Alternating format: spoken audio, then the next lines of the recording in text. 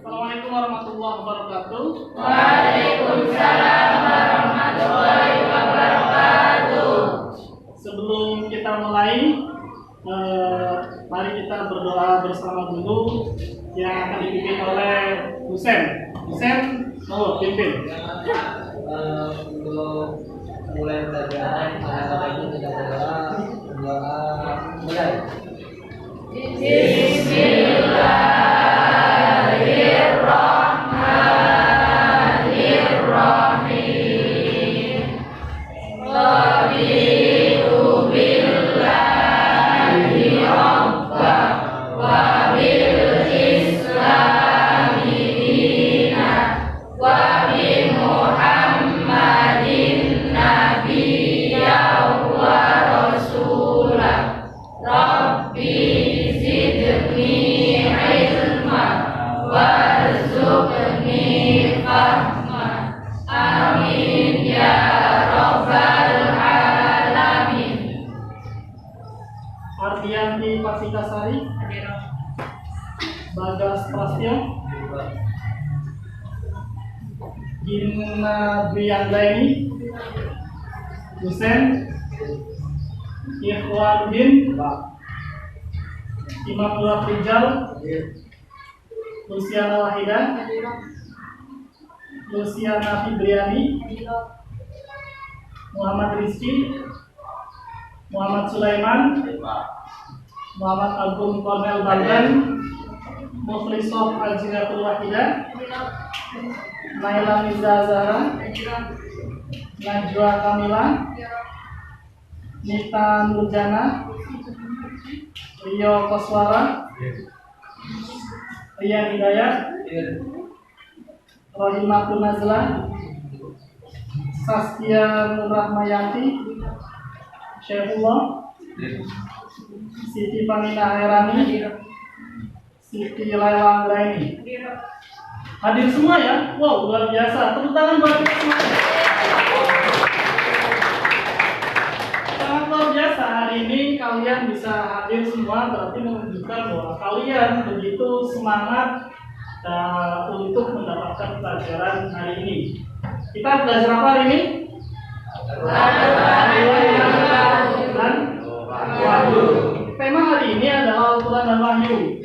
Tujuan pembelajaran hari ini yaitu kita akan menganalisis terkait pengertian Al-Quran, pengertian Wahyu, dan juga beberapa definisi Al-Quran menurut para ulama. Untuk melatih konsentrasi, karena kita akan belajar tentang Al-Quran, teman-teman semuanya berdiri dulu. Dulu ya. Oke. Saya akan memberikan instruksi. Kalau saya bilang ganjil, maka tangan kalian berputar. Ya. Kalau ganjil apa? Berputar. Contoh, ganjil. Selagi saya belum ada instruksi bilang genap, maka tangan kalian harus terus berputar. Contoh, ganjil. Ayo ikutin. Ganjil. Ganjil. Genap. Ada yang terus berputar? Masih Pak. Genap. Genap berputar. Kalau genap gimana? Genap itu diam. Nah, ini untuk melatih konsentrasi kalian. Kita akan mulai ya. Ganjil. Ganjil. Ganjil. Genap. Genap. Ganjil. Ganjil. Genap. Genap. Oke, semuanya sudah siap berarti mempelajari hari ini. Tepuk tangan. Duduk semuanya. Masih ingat minggu lalu kita belajar apa? Apa? Berkompetensi dalam kebaikan. Dan hari ini yang akan kita pelajari adalah Al-Quran dan Wahyu. Ada yang tahu apa itu Al-Quran? Al-Quran secara bahasa ada yang tahu pengertiannya apa? Ada? Ada yang tahu? Iya, apa coba Al-Quran secara bahasa? Bacaan. Al-Quran secara bahasa artinya apa? Bacaan. Ada yang lain? Nah, di samping Al-Quran secara bahasa, kita juga mempelajari Al-Quran secara istilah. Apa itu Al-Quran secara istilah? Ada yang tahu? Wow, siapa namanya, Dek? luar biasa sekali. Udah bahasanya, istilahnya. Namanya siapa? Luciano Waida. Kalian harus contoh Luciano Waida. Udah dimakan semua oleh Luciano Waida. Tadi bahasa, sekarang istilah. Apa secara istilah? Kalau Allah yang diturunkan kepada Nabi Muhammad dari awal surat Al-Fatihah sampai dengan akhir surat An-Nas. Kalau Allah yang diturunkan kepada siapa? Nabi Muhammad. Muhammad. Diawali dari apa? Surat Al-Fatihah. Diakhiri? Surat An-Nas. Jadi kalau ada Al-Quran atau ada kitab yang menyebutkan ini Al-Quran tapi diawali bukan di surat Al-Fatihah, maka itu bukan Al-Quran. Kita juga mempelajari wahyu. What the meaning wahyu? Ada yang tahu wahyu? Iya. Apa itu wahyu? Wahyu secara bahasa apa? Memberikan secara cepat dengan cara samar dan cepat. Jadi wahyu itu memberikan sesuatu secara samar dan cepat. Kalau saya memberikan buku, kelihatan nggak? Kelihatan. Cepat nggak? Enggak. Cepat. Ada lambat tuh, ada jaraknya. Kalau wahyu itu sangat luar biasa cepatnya dan samar, nggak kelihatan. Kalau ini kelihatan ya? Tuh, kelihatan. Berarti tidak cepat dan tidak samar.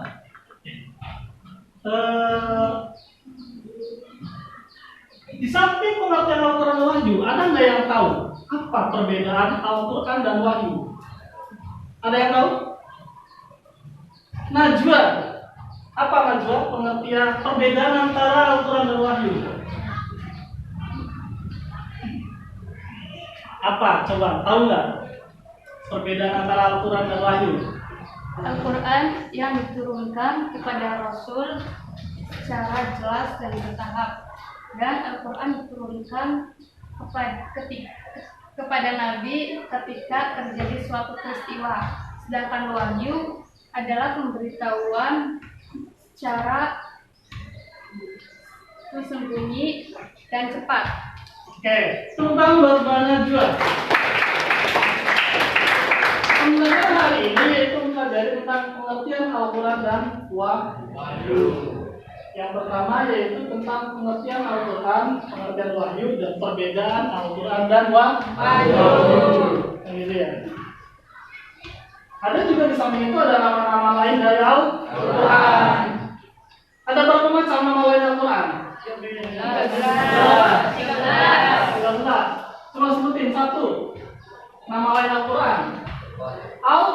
Al-Furqan artinya apa? Al-Furqan lain artinya apa? Beda. Pembeda antara apa? Salah benar. Benar dan salah. Antara hak dan batil. Di samping Al-Furqan ada yang lain? Alkitab. Alkitab. Artinya apa Alkitab? Buku. Jadi Al-Quran itu buku gitu ya, terbukukan. Ada yang lain? An-Nur. An-Nur artinya Cahaya. Jadi Al-Quran itu cahaya bagi umat manusia. Karena begitu banyaknya isi Al-Quran, isi kandungan pelajaran dalam Al-Quran sehingga Al-Quran dikatakan sebagai cahaya. Ada juga Al-Quran mempunyai pengertian itu asyifa. Ya, asyifa artinya apa? Obat. Kenapa dikatakan obat? Obat hati. Bisa obat hati, bisa obat fisik. Misal di Al-Quran juga diterangkan tentang madu ya. Madu dalam Al-Quran diterangkan bahwa adalah obat dari segala penyakit. Nah itu makanya Al-Quran mendapat julukan asyifa. Kita akan membagi menjadi 4 kelompok. Pembelajaran hari ini akan membahas tentang beberapa definisi Al-Quran. Berapa yang hadir hari ini? 23. Kita akan bagi menjadi 4 kelompok. Jadi berhitung sampai 4 ya. Dimulai dari ini 1, 2, 3, 4,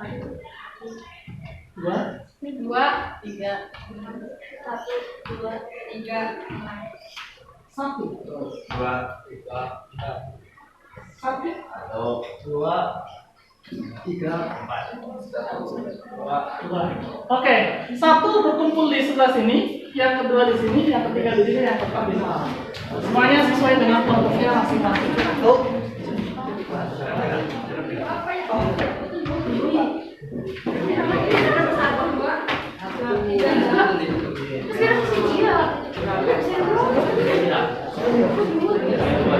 Satu di sini, dua di sini.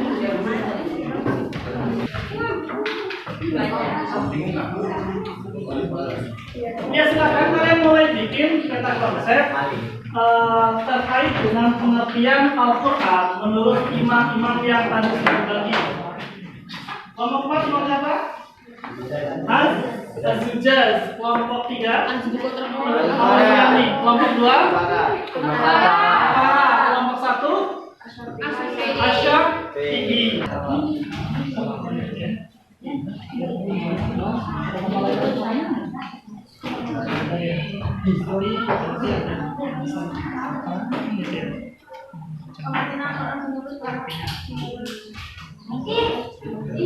Nanti siapin juga ya.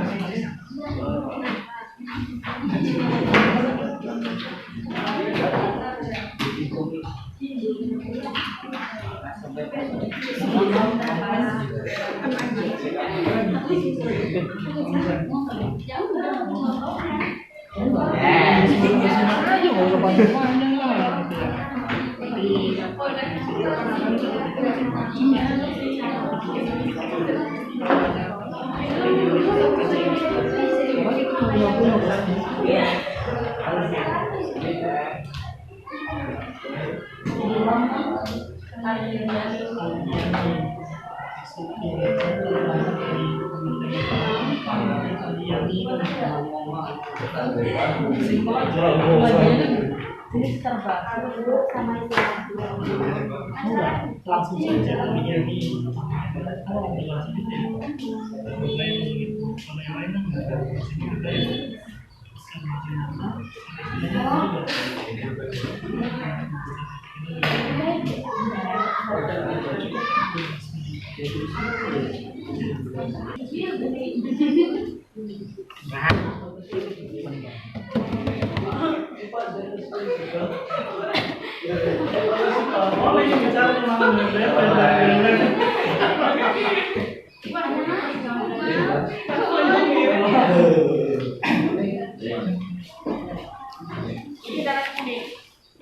Korean, yang di sini, Australian baik dan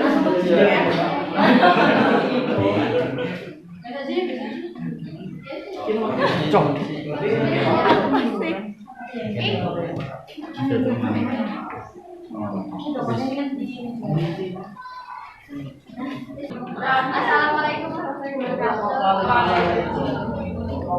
Saya dari kelompok 3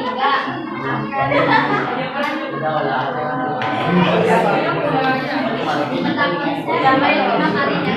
Menurut lima kalinya ini yaitu berasal dari kata kerja fi'il, yaitu qoro'a, yaqra'u dan qur'anan, yang artinya bacaan. Sedangkan secara istilah yaitu mengambil arti dari kata isim maf'ulnya, yaitu al-maf'ul. Maka kata Al-Quran berarti yang dibaca, karena Al-Quran senantiasa untuk dibaca. ya, tepuk tangan buat kelompok 3. Siapa yang sudah siap lagi? Kelompok 1. Ya, langsung berdiri di tempat dan menerangkan. Kelompok 1. Kelompok 1 ini kelompok apa?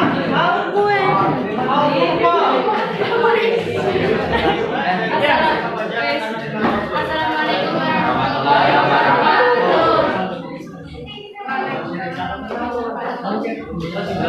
Kami akan menjelaskan tentang pengertian Al-Quran menurut Imam Syafi'i. Nama lain dari Imam Syafi'i adalah Abu Abdullah Muhammad bin Idris. Pendapat Imam Syafi'i tentang Al-Quran. Imam Syafi'i berpendapat bahwa kata Al-Quran adalah isim alam, bukan kata yang dibentuk atau diambil dari kata apapun.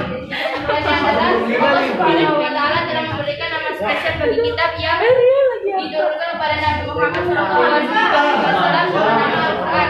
Sebagaimana Allah Subhanahu wa Ta'ala telah memberikan nama Zabur terhadap kitab yang diturunkan kepada Nabi Daud alaihissalam.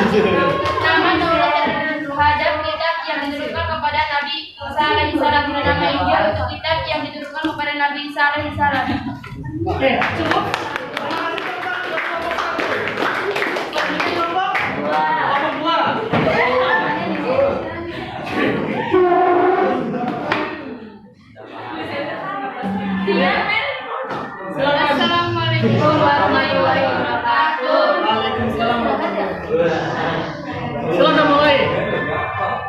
Kelompok Kelompok 2 At-Tanzil menerangkan tentang pengertian Al-Quran menurut Imam Al-Farra.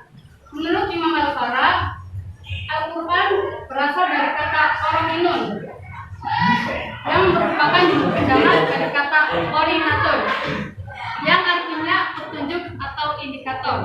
Adapun alasannya karena antara satu ayat dengan ayat yang lainnya saling memberikan petunjuk atau menjelaskan. cukup. Cukup. Sekian dari kelompok 2. Assalamualaikum warahmatullahi wabarakatuh. Tepuk tangan buat kelompok 2.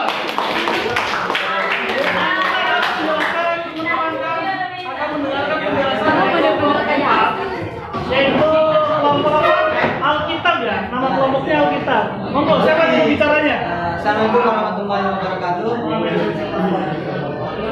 Kami di sini akan menjelaskan ini dari kelompok Alkitab akan menjelaskan tentang pengertian Al-Quran menurut Imam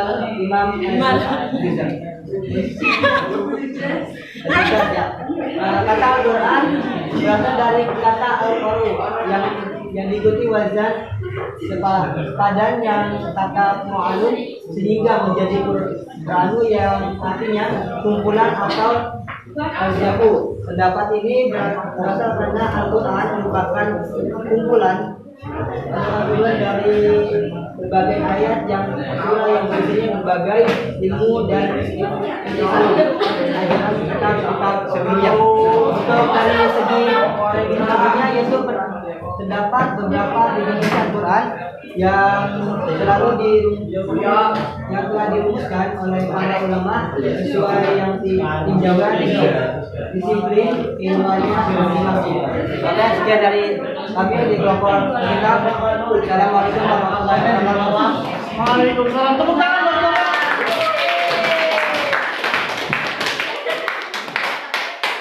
Iya. Silakan duduk kembali. Masih seperti kelompok masing-masing. Begitu beragamnya pengertian Al-Quran. Ada menurut Imam siapa? Syafi'i. Ada siapa? Al-Yani dan Al-Zujaj. Itu baru definisi Al-Quran, ya. Belum tafsir Al-Quran. Artinya barangkali kalian suatu saat nanti terjun ke masyarakat menemukan tafsir Al-Quran yang begitu macam banyaknya, kalian jangan lantas menjadi orang yang paling benar. Kita harus menghormati pengertian Al-Quran menurut orang lain. Itulah yang menjadi dasar kita harus menerapkan moderasi beragama di Indonesia, agar kita juga bisa saling menghargai pendapat satu orang dengan orang yang lain. Sebab tanpa prinsip moderasi beragama, maka yang ada masyarakat itu akan saling merasa paling benar. Saya loh paling benar, saya paling benar. Kata Syafi'i, saya yang paling benar. Kata Al-Farra, saya paling benar. Kata siapa ini? Al-Yani, saya paling benar. Kata Al-Zujaj, saya paling benar. Kalau semua orang merasa paling benar, maka yang ada bukan damai, tapi saling cekcok, saling gontok-gontokan. Kedamaian tidak akan bisa tercapai. Nah, kita mempelajari ini punya banyak definisi agar menjadi hasanah kita bahwa moderasi beragama itu yang ini punya banyak macam pelajaran. Jadi yang kaget ya, kalau kembali ke masyarakat banyak penafsiran yang beda-beda. Oke? Ya. Nanti setelah ini kalian saya kasih tugas individu, silakan di rumahnya untuk mencari mana definisi yang paling baik antara keempat imam dan sebutin alasannya. Mencari apa? Definisi yang paling baik. Jadi kalian harus membandingkan nih, menurut Al-Yani, menurut Al-Farra, menurut Al-Zujaj dan Asy-Syafi'i, dibandingkan, dianalisis. Mana yang paling tepat menurut kalian, mana yang paling baik. Setelah itu kalian nanti minggu depan mempresentasikan satu persatu. Oke ya, ingat ya tugas di rumah masing-masing.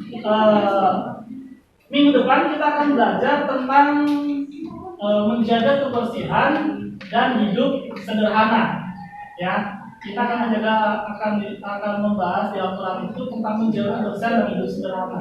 Jadi ingat, satu tugas tadi menganalisis ya, menganalisis pengertian dari pendapat itu, dan untuk belajar di rumah biar kalian pas minggu depan sudah siap. Kita akan belajar tentang tadi apa? Menjaga kebersihan dan hidup sederhana. Nah, ingat ya. Bapak rasa cukup pembelajaran hari ini. Mari kita tutup dengan baca hamdalah bersama-sama. Ayo kalam wallahu muwaffiq ila aqwamit thoriq. Assalamualaikum warahmatullahi wabarakatuh. Waalaikumsalam.